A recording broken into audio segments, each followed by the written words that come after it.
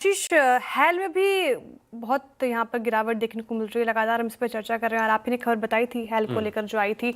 आज फिर से गिर रहा है ये स्टॉक। कोई नया अपडेट है कि वही कारण अभी भी परसिस्ट करते हुए?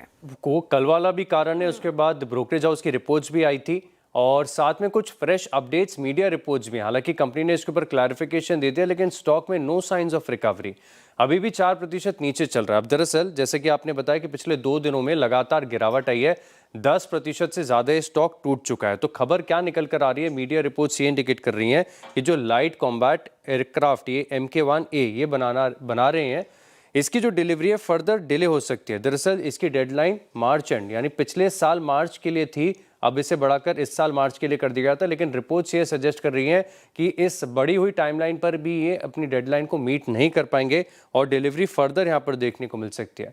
अच्छा, रिपोर्ट में ये भी कहा गया है कि इनकी तरफ से 5 एयरक्राफ्ट बनकर तैयार हो गए, लेकिन ये फिट एंड प्रॉपर नहीं है इंडक्शन के लिए। और इंडक्शन में बहुत ज़्यादा क्राइटेरिया होते हैं, जब तक सारे पैरामीटर्स पर क्लियरेंस नहीं मिल जाता इंडक्शन नहीं होता। तो ऐसे में देरी यहाँ पर देखने को मिल सकती है। और इस देरी के पीछे दरअसल कारण ये है कि जो क्रिटिकल कंपोनेंट सप्लाईज ये ले रहे हैं, इसमें मिलने में देरी हो रही है और साथ में इसके बाद एक इंटीग्रेशन भी होता है, उसमें अपना अलग समय लगता है।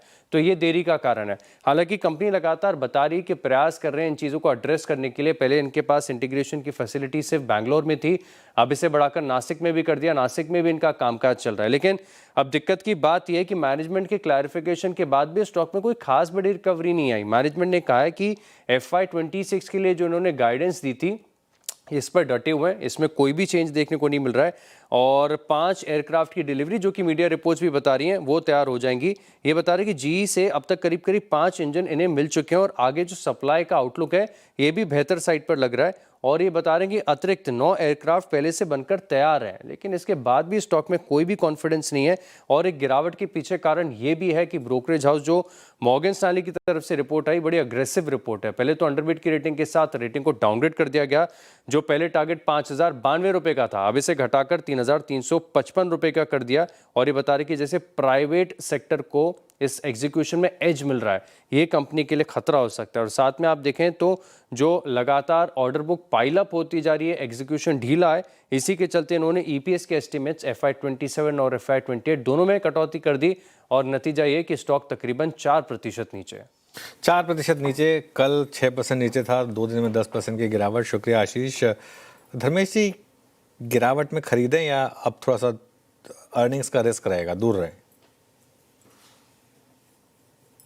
देखिए, Q3 के अर्निंग्स में तो पक्का थोड़ी वीकनेस रहेगी, बिकॉज इनकी डिलीवरी हुई नहीं एयरक्राफ्ट की, जो कि इन्होंने खुद भी प्रेस रिलीज में यही बात कही है। बट Q4 में ये बोलते हैं FY26 का गाइडेंस पे मेंटेन रहेगा, वहाँ कोई स्लिपेज नहीं हुई।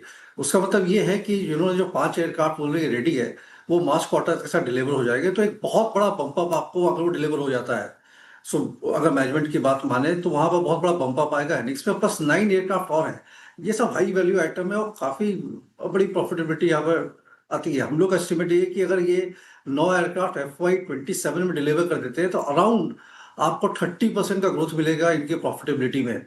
So that's the rough back of the envelope calculation यहाँ पर आता है। तो ये अब चांस की बात है कि अब मतलब कौन किस तरीके से इसको रीड करता है कि एग्जीक्यूशन कर पाएंगे नहीं कर पाएंगे। और जितने भी एग्जीक्यूशन के पैरामीटर्स थे वो इनके हाथ में नहीं था। GE से इनको इंजन मिला नहीं, इसलिए बना नहीं सके, ये एयरक्राफ्ट बना के तैयार रखे।